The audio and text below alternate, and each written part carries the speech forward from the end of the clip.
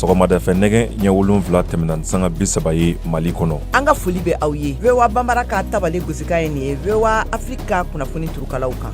Seinabu Cero. Sɔgɔmada foli k'o di lamɛnbaa jɛkulu bɛɛ lajɛlen ma minnu sɔgɔlen don an na nin wagati in na. Aw bɛɛ lajɛlen ka bisimila aw ka bi dɔgɔkun laban tabalen jɛmukan kɛnɛ kan. Kunnafoni bakurunba minnu b'an bolo bi o bɛ tali kɛ ninnu na. CEDEAO ka ɲɔgɔnyeba kun cɛra kunu Nigeria min yɛrɛ senfɛ a yirala k'a fɔ ko cɛdenw olu nabila ka taa Niger jamana kan walasa ka se ka ɲɛnɛbɔli kɛ yen nɔ. Mali la banbaganci jɛkulu kɔrɔ min bɛ yen nɔ ni an ko a ma ko coordination des mouvements de l'Azawad walima SEMA ka bɔ Bamako olu y'a yira k'a fɔ k'u na bɔ faaba kɔnɔna na alamisadon ka tɛmɛ ni jɛkulu in yɛrɛ ka yamaruya ye. Ka bɔ Bamako, Georges Atino bɛ o kunnafoniyaw lase an ma. Kurantigɛba fana kɛnbɛ gɛlɛyaba ye Bamako sigibagaw ma. Mohamed Danyogo ale ni maa dɔw masalala a koɲɛw kan. An bɛna o lasew sɔrɔ.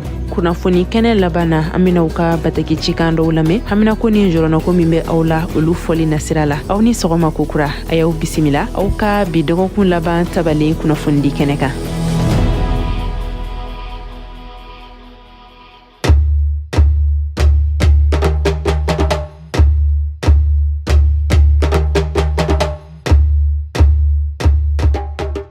CEDEAO jamana ɲɛmaw y'a yira alamisadon k'a fɔ ko fɛn min ye cɛdenw ye olu na se Niger jamana kɔnɔ walasa ka se ka yen koɲɛw ɲɛnɛbɔ i n'a fɔ u ka ɲɔgɔnye min waliyara Abuja o bɛnkan b'a lase cogo min na. Mohamed Toure bɛ walawalali kan ɲɛ kunnafoniya la. CEDEAO jamakulu ɲɛma Omar Touray y'a jira jamanatigiw ka lajɛba kɔrɔtɔlen dɔ kɔfɛ Nigeria ko tɔndenw y'a latigɛ ka yamaruya di CEDEAO ka dɛmɛjɛkulu bilali ma walasa ka sariya sunba sigi sen kan Niger jamana kɔnɔ. Fɛn minnu bɛ se ka kɛ ka bila baara la ani ka nɔfɛ kow Niger jamana kan olu ma fɔ ka jɛya o yɔrɔnin bɛɛ. Ka kɔn daw datugulen lajɛba ɲɛ Nigeria jamanatigi Bola Tinubu y'a fɔ ko an bɛ ciden juru jɛ ka fɔ ni kumaɲɔgɔnya bila yɔrɔ fɔlɔ la walasa ka Niger gɛlɛya ban. Bɛɛ ma tunu fɔlɔ walasa ka ɲɛfɔli hɛrɛma sɔrɔ i n'a fɔ sɛbɛn taabolo min bɛ jɛmufanga ni sabatili lasegin. M. Tinubu y'o fɔ lajɛ nin kɔfɛ. A y'a jira fana ko sugandeli si tɛ ban fanga kɛli fana sen bɛ o la i n'a fɔ fɛɛrɛw laban n'an m'a kɛ mɔgɔ si t'a kɛ anw ye. Côte d'Ivoire jamanatigi Alassane Ouattara y'a fɔ kunnafonidilaw ye sani a ka bɔ lajɛba nin na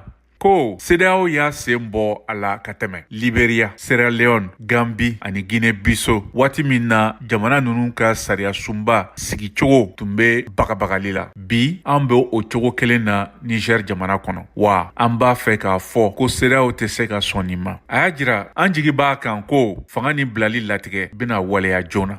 Mali la banbaganci jɛkulu kɔrɔ min bɛ yen nɔ ni an ko a ma ko coordination des mouvements de l'Azawad walima SEMA ka bɔ Bamako olu y'a yira k'a fɔ k'u na bɔ faaba kɔnɔna na alamisadon ka tɛmɛ ni jɛkulu in yɛrɛ ka yamaruya ye. Ka bɔ Bamako, Georges Atino bɛ o kunnafoniyaw lase an ma.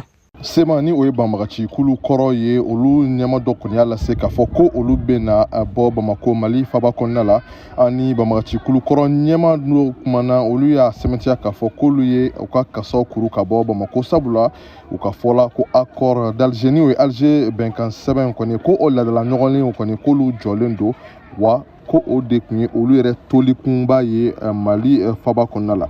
SEMA ɲɛma ani mun kumana mun kɔni ma sɔn ka a tɔgɔ fɔ ko k'ale tɔgɔ to gundo la ale y'a lase k'a fɔ ko Mali sɔrɔsiw sera olu ka cɛden dɔw fana ma wa ko dun ye sababu ye sa waasa ka dankari kɛ bɛnkanw la minnu tun bɛ u ni Mali marabaaw cɛ.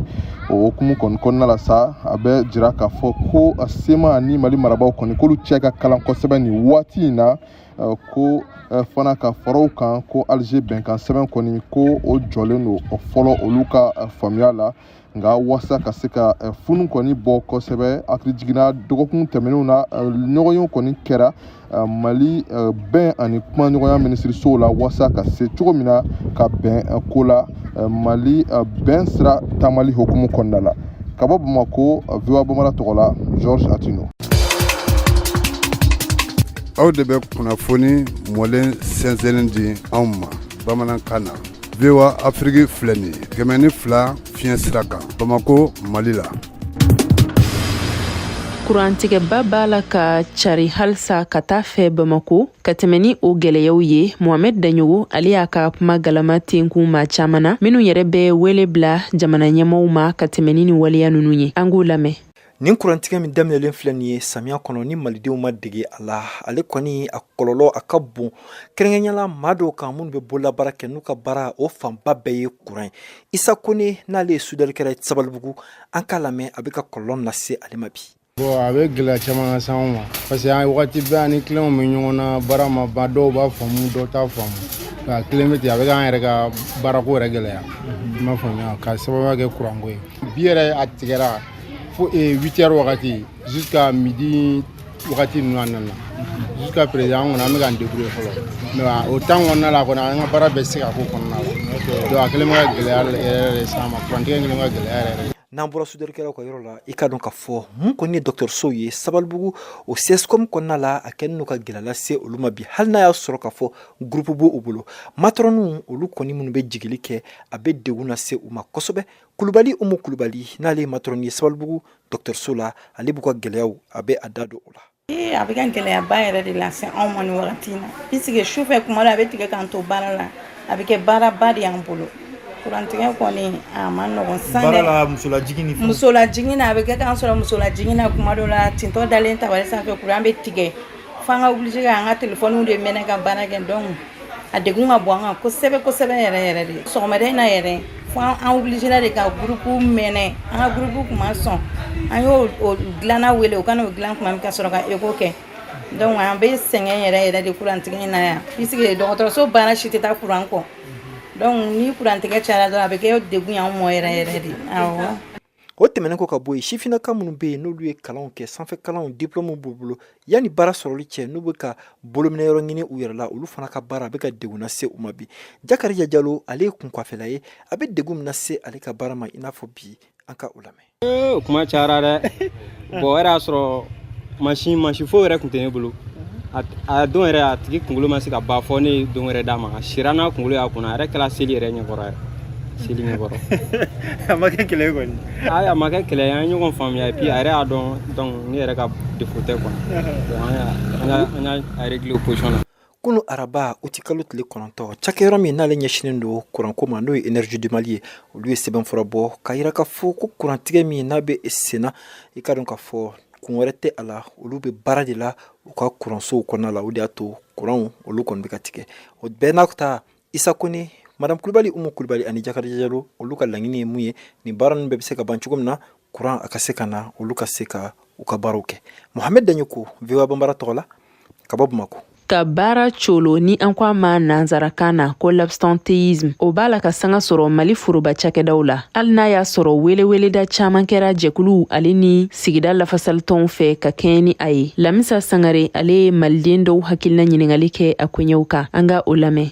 Sani an ka baara sɔrɔ an bɛ ko bɛ kɛ walasa an ka baara sɔrɔ nka n'an ye baara sɔrɔ sara tali ka d'an ye nka baara man d'an ye. Lala Keita de y'i kan na bɔ tan ka jalaki bin foroba baarakɛlaw ka baara coloko la. Ale fɛ ko in ka kan ni filɛlan wɛrɛ ye bi. I bɛ sara fɛn min kama i kan ka o ta bala de. Baara ma don sɛbɛ ma yɔrɔ o yɔrɔ o yɔrɔ taga ɲɛ ma nɔgɔ. Ale lala ko baara daminɛ wagati fara a labantuma kan. U tɛ na baara yɔrɔ la joona wa u bɛ segin joona k'u bɛ jigin 15h i bɛ taa 14h30 ko n nana n ka nin papier dɔ fɔ k'u ka heure sera ka ban mais sara tɛ se ka bila retard la ni sara bila retard i bɛ sin ka mɛn ten ko gɛrɛfu bɛ yen. Anw bɔra ka taa an sigi jeune colloque dɔ ka aran na depuis 6h.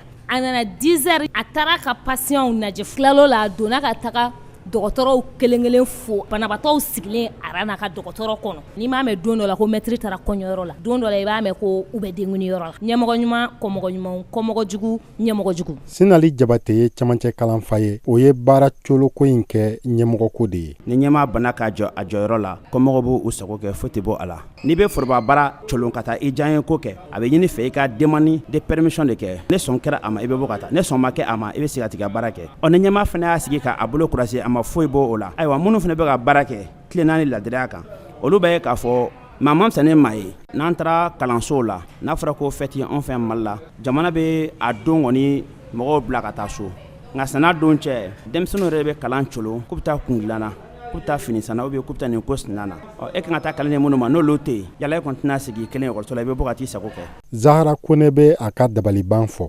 n'a ma baara sɔrɔ an de bɛ to binga wuli ni dongabaw la yɔrɔw la ko baarako gɛlɛyara bon n'an ye fitinin min fana sɔrɔ an bɛ tila ka o kɛ manamana ko ye tuguni faso ka baara an ka kan k'a minɛ an bolo fila la yɛrɛ kosɛbɛ ka tɛmɛ hali kɛn yɛrɛ ye baara kan an ka kɛ jamana fɛ ka tɛmɛ wari kan bani bon mɔgɔ bɛ ka nin kɛ ne b'a bila n kunna n ko faso kanu de t'i la. Modibo Kuyate b'i sinsin kɔlɔsibagako kan. A sababu ye ne bolo kɔlɔsibaga tɛ u kɔ kɔlɔsibaga dɔ de fana tun ka ɲi hali n'a jamakulu ma cɛya minnu bɛ to ka boli ka don ou bien u b'a fɔ ma ko k'a de charge i nana heure min k'a signé a dɔw yɛrɛ bɛ k'a kɛ u ka kɛlɛminɛn ye e mago bɛ u la u bɛ baara min na u bɛ sara jamana fɛ a kama mais dakun min bɛ u ni e cɛ wali e ka maa cɛ e kungo bɛ taa si u ma u ti sariya filɛ u t'u ta kun filɛ tɔɔrɔ da don tɔɲɔ da don bi yɛrɛ sagokɛ a kɛra o yɛrɛ de.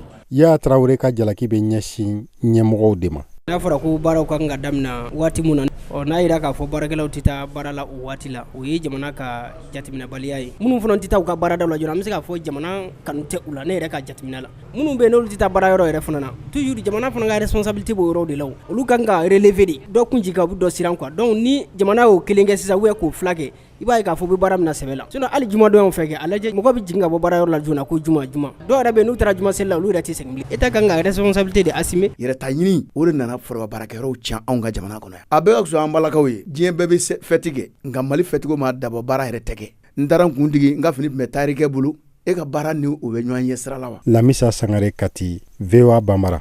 CEDEAO ka ɲɔgɔnyeba kun cɛra Niger ko binakun kan min yɛrɛ senfɛ a yirala k'a fɔ ko kumaɲɔgɔnyaw olu bɛna sabati ni finitigilakaw ye minnu bɛ fanga na o waati kelen na fana a yirala k'a fɔ ko fɛn min ye cɛdenw ye olu na bila ka taa Niger jamana kɔnɔ Niger yan fan fɛ a bɛ komi n'a fɔ o kunnafoniyaw o ma fanga dafiribaw olu jɔrɔ ka tugu fɛn min ye u ka gouvernement maaw sigili ye u ye olu waleya Mahamoud Kaba Jakite ale bɛ caman fɔ an ɲɛna nin kunnafoniyaw la an k'a lamɛn.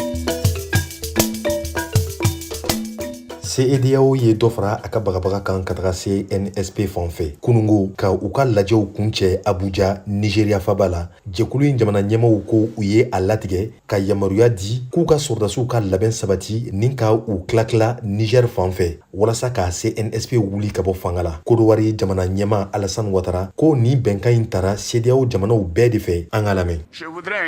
N tun bɛ fɛ ka ladɔnniyali kɛ ko ni bɛnkan ninnu ye jama ka bɛnkanw de ye.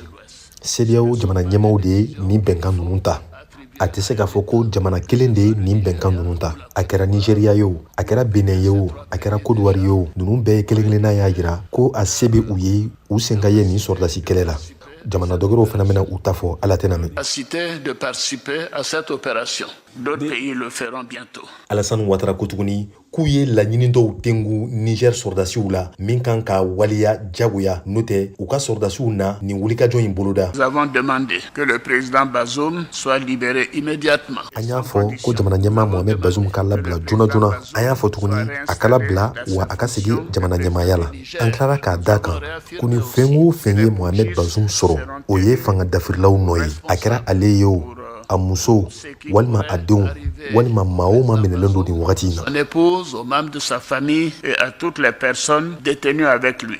Nga yanni ka se kɛlɛ yɔrɔ ma CEDEAO y'a fɔ ko kumaɲɔgɔnya n'a bɛ fɔ diplomasi o de na kɛ fɔlɔ walasa bɛnkan ka sɔrɔ u ni CNSP cɛ min b'a to u na bɔ fanga la nɔgɔya la Europe tɔnba ka ɲɛmaa min bɛ Sahel lakanako kunna Emmanuela Delere ni ale fana tun bɛ kɛnɛ kan Abuja ko u fana fɛla ye o ye.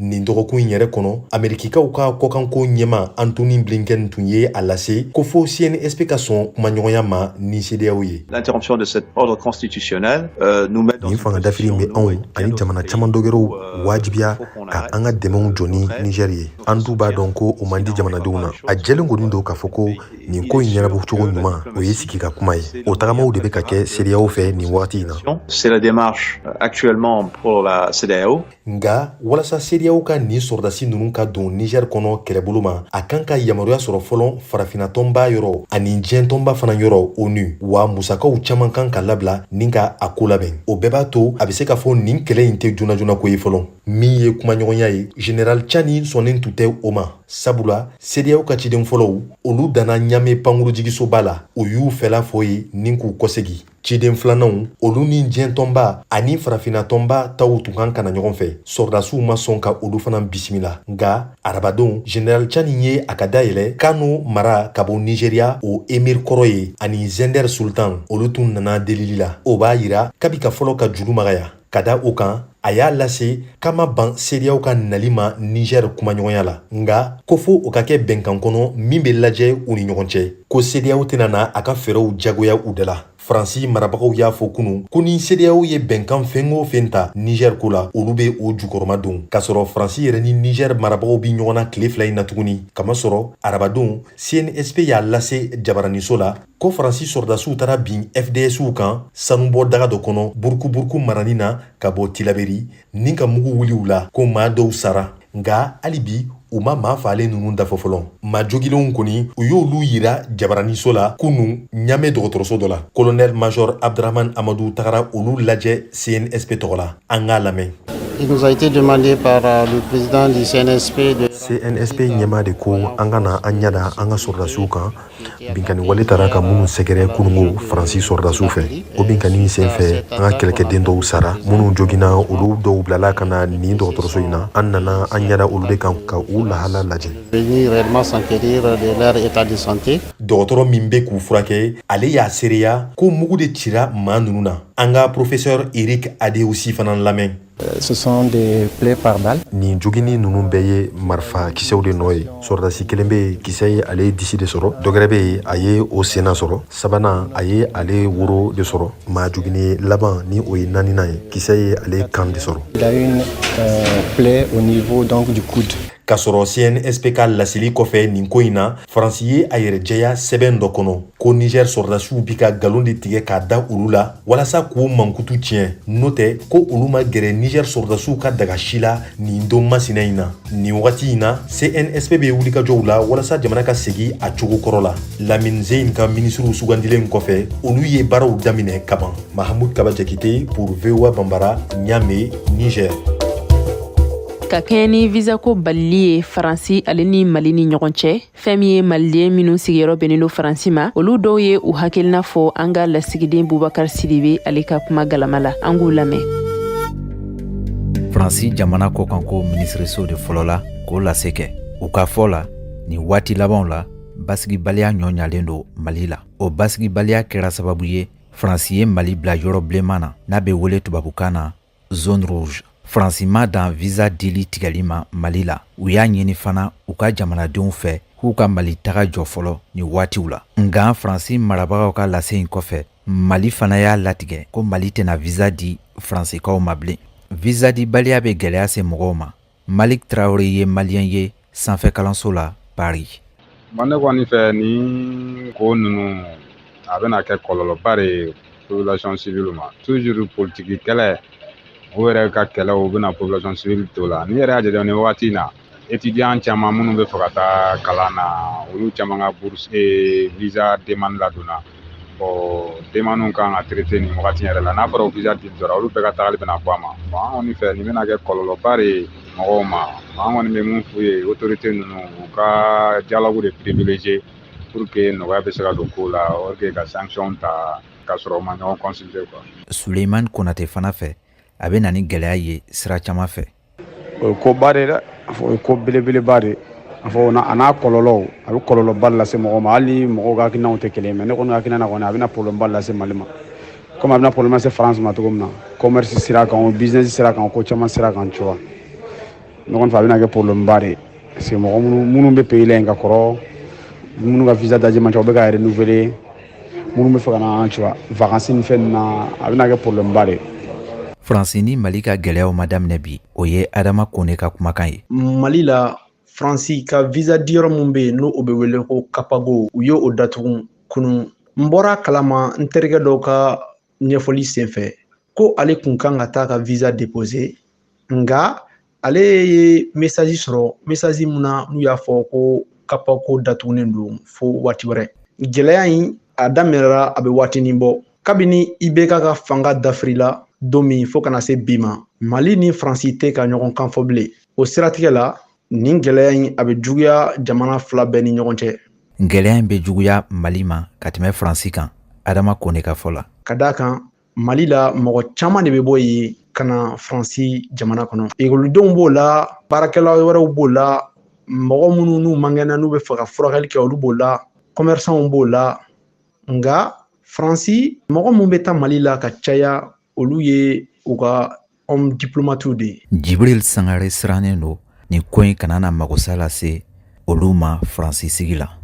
Bon, Faransi ni Mali ka ni ko in kelen don k'an kɔni kamana gan dɛ. Parce que nationalité t'an minnu bolo n'anw bɛ baara la yan.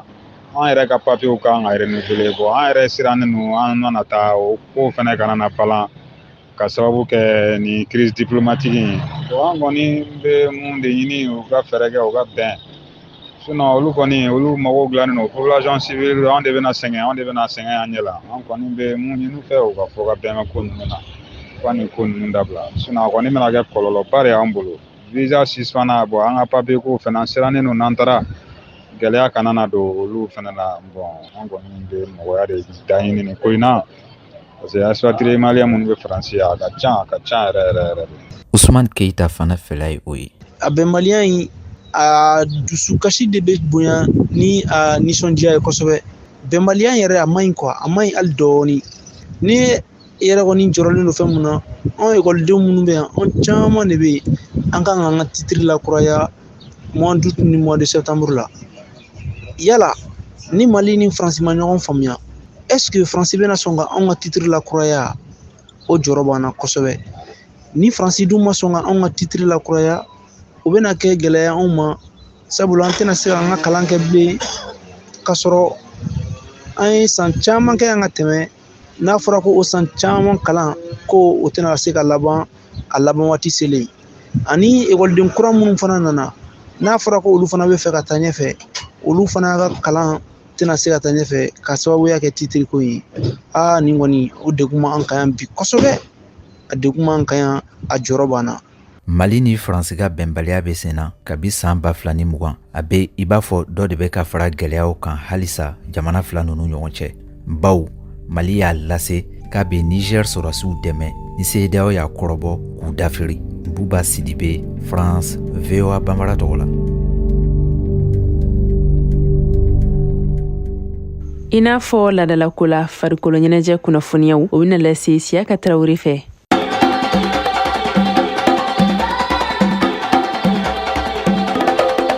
Muso serantolantan kunda Ligue des clubs champions UFOA a ɲɔgɔndanw bɛ sen na Liberiyakaw fɛ yen. A ɲɔgɔndan bɛ don Ligue africaine des clubs champions féminines.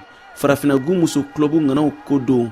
O ɲɔgɔndanba éliminatoire ɲɛbila ɲɔgɔndanw hokumu kɔnɔ. O ɲɔgɔndanba n'o ye muso serantolantan clubu ka ligue ye, o bɛ tan Côte d'Ivoire kaw fɛ yen ɲinan san 2023 in na. Mali tɔgɔ la AS Manden bɛ yen Liberia. A ka bɔko filanan na kunasini araba a ye filani bin de kɛ Sierra Leone Mongwembo ɲɛkɔrɔ kanankolo fan fila bɛ fɛ. Tile fila ɲɔgɔndanw tɛmɛnen kɔ UFOA A kulu in kɔnɔna na jɔyɔrɔ fɔlɔ bɛ AS Manden bolo kuru 4 bari sabu a ye se sɔrɔ a ka bɔko fɔlɔ la. Aminata Dia AS Manden muso senatolantana y'a yira ko baara de bɛna to senna. N'i b'a dɔn AS Manden ni Dakar Sacré-Cœur de bɛna ɲɔgɔn sɔrɔ bɔko sabanan kɛnɛ kan. Sacré-Cœur fana dun kuru 4 b'ale bolo ɲɔgɔndan fila tɛmɛnen kɔ. An na kun bɛ ka kɛ champion ko in ma kɛ fɔlɔ parce que an ka sɔrɔ b'an yɛrɛ bolo. Troisième match la an ma jija de pour que ka se ka 3 points sɔrɔ ka kɛ champion. Anw nana kama wa an bɛ taa n'a ye. Fatoumata Doumbia n'ale bɛ wele Raoul AS Manden muso senatolantana don. A ka fɔla ɲɔgɔndan bɛna tiɲɛ don ka sanga ni AS Manden ka filani bin ye Mongwembo ɲɛkɔrɔ. Volontairement ma ban, dɔ bɛ ɲa de dɔ bɛ tiɲɛ mais la balle est dans notre camp. Troisième match n'an gagné dɔrɔn on est rassuré. Je pense que rien n'est perdu quoi. An b'an bolo di ɲɔgɔn ma, on va faire tout pour que troisième match cogo min na an bɛ se ka nin yɛrɛ ni rattraper cogo min na ka qualifier. Maïmouna Traoré AS Manden muso senatolantana y'a yira ko a bɛ ɲɛ. Sénégal bɛ jouer match sabanan na n'o ye dernier match ye an kɔni an ka laɲini ye min ye n'o ye victoire n'Ala sɔnna ma o bɛ sɔrɔ. Mariam Samake AS Manden muso senatolantana ko ale jigi ma tigɛ. Match sabanan an kɔni bɛna labɛnw sabati pour que an ka se k'o gagner obligatoirement an kan k'o match gagner walasa an ka se ka qualification. Umu Kulibali AS Manden muso senatolantana jigi bɛ se kan. Deuxième match dɔrɔn an ka jouer an ka gagner dɔrɔn min ka dɔrɔn an ka dɔɔni fara o kan n'an ye dɔɔni fara o kan dɔrɔn n'Ala sɔnna ma a bɛ na ɲɛnabɔ. Dɔ de bɛna fara baara kan walasa kunkɔrɔta ka sɔrɔ. Mustafa Laiko Traoré AS Manden degeli karamɔgɔ. Match kelen tora an bolo an bɛ musomaninw travailler fo k'an ka gagner match in na de obligatoirement. Ɲɔgɔndan tile sabanan bɛ tan sini sibiri uti kalo tile 12 san 2023 AS Mandé ni Dakar Sacré-Cœur be ɲɔgɔn sɔrɔ. Liberia Determine Girls ale ni Sierra Leone Monwe Mo be ɲɔgɔn sɔrɔ. VOA Bamara tɔgɔ la Bamako Siaka Traoré kala seli don.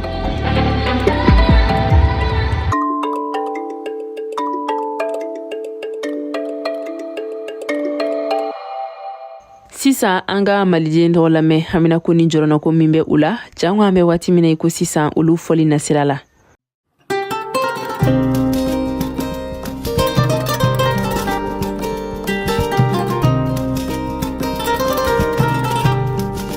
ani sɔgɔma VOA Bambara lamɛnba bɛɛ lajɛlen. Ne tɔgɔ Sange Keita, ne bɛ Bamako Kalabankura.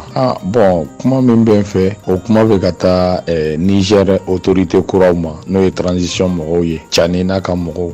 Aw ye Bazoum mina, n'a ma ɲa ko Bazoum minalen don. Aw kana sɔn Bazoum ni kɔfɛ mɔgɔw ka kuma. N'aw ye mɔgɔ mina, a y'a ka téléphone mina la. A mankan tɛ ka communiquer ni mɔgɔ si ye. N'i y'a ye halisa mɔgɔw b'a fɔ k'a bɛ segin ka na fanga la parce que a bɛ ka se ka kuma ni kɛnɛma mɔgɔw de ye. Donc a ye Bazoum privé a ka téléphone na communication ni fɛnw. Coup d'état ye coup d'état de ye o. N'a ma ɲa k'a fɔ ko coup d'état de kɛra la wa? A ye hali visite mɔgɔ min bɛ taa lajɛ, a y'a bɛɛ interdit. Mali la ya u y'o kɛ IBK la o. IBK minɛna u y'a bila a fɛ yen. Ani mɔgɔ si tɛ communiquer. Bazoum fana o ɲɔgɔnna de kan ka k'a la. N'i ye hala ye bi France ni États-Unis b'i sigi k'a fɔ k'a bɛ segin ka na fanga la parce que u bɛ ka temps de di Bazoum ma ani kɛnɛma mɔgɔw bɛ ka kuma.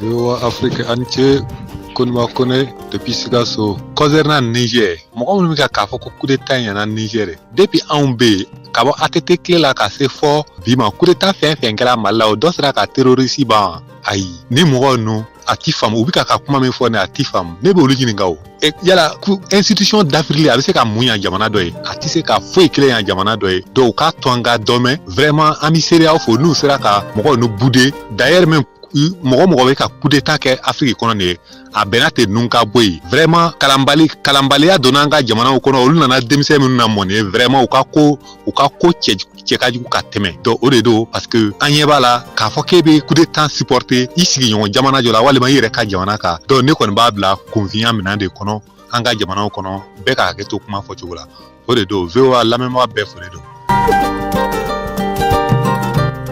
Dama Gindo ka bɔ Badugu Nafaji halisa ka taa CEDEAO mɔgɔw la waati dɔ la n kumana n ko yala CEDEAO o tɔn sigira kun min na n ko o t'a dɔn wala n bɛna kun damadama fɔ u ye u k'u hakili to o ka tɔn sigira ko ni CEDEAO jamana 15 walima 6 o jamana 15 walima 6 na ko ni mɔgɔ ye gɛlɛya sɔrɔ ko u bɛ wuli ka taa a tigi dɛmɛ o ka tɔn sigira o de la bon Mali la kɛlɛ binna san 10 kɔ an bɛ kɛlɛ terrorisiw bɛ na an faga ka an ka sɔrɔdasiw faga aw bɛ yen an ma foyi fɔ bon sisan hali Niger fana o cogo kelen de don coup d'état kɛlen a ko a bɛ na sɔrɔdasiw kɛrɛnkɛrɛn ka taa o Niger kɛlɛ cɛ n ko ka sira Ala ɲɛ a filanan nin cikan bɛ taa premier ministre Sokali Kokala Mayiga nin cikan bɛ taa Asimi Goyita de la ne b'a deli a ka kɛ Ala kama a ka Bandiagara fanfɛla la lajɛ kosɛbɛ sa terroriste bɛ ka tiɲɛniba kɛ yen a ka Ala kama a ka yen lajɛ kosɛbɛ ka yen sécuriser ka sɔrɔdasiw bila ka taa o ka terroriste kɛlɛ ka bɔ yen walasa an ka sɛnɛ kɛ walasa samiya ka ban hɛrɛ la ne bɛ aw fo Ala ka so hɛrɛ di. Aw fana n'a y'a sɔrɔ ci k'an b'aw bolo ka lase a bɛ se k'olu ci an ka WhatsApp nɛgɛjuru sira mun na o de ye 00 24 30 47 16. aw ka kuma daminɛtɔ aw kana ɲinɛ k'aw tɔgɔ ani aw sigiyɔrɔw fɔ fɔlɔ n'a y'a sɔrɔ aw ye musolaka walima pogotigini ye a ka d'an ye k'aw fana ka hamina ni jɔrɔnakow dɔn. nin bɛ dan sigi an ka bi dɔgɔkun laban tabalen jɛmukan na min yɛrɛ kɔfɛ sɛgɛnnafiɲɛbɔ olu bɛna waleya bi jɛmukan labɛnna dadi balawe fɛ ni ka kunnafoniyaw lase aw ma aw balimamuso ani denmuso ne Seyinabu Cero yɛrɛ fɛ tɛnɛndon ni waati kelen in na ni Ala ma basi wɛrɛ kɛ aw ni Mariam Kuyate bɛna ɲɔgɔn lasɔrɔ ni kunnafoniya wɛrɛw ye nka ɲan'o cɛ an b'a fɔ ko dɔgɔkun sɛgɛnnafiɲɛbɔ kɛko ɲuman Ala k'o di aw ni anw bɛɛ lajɛlen ma aw ni cɛw ka kulomajɔ la Ala ka tile hɛrɛ di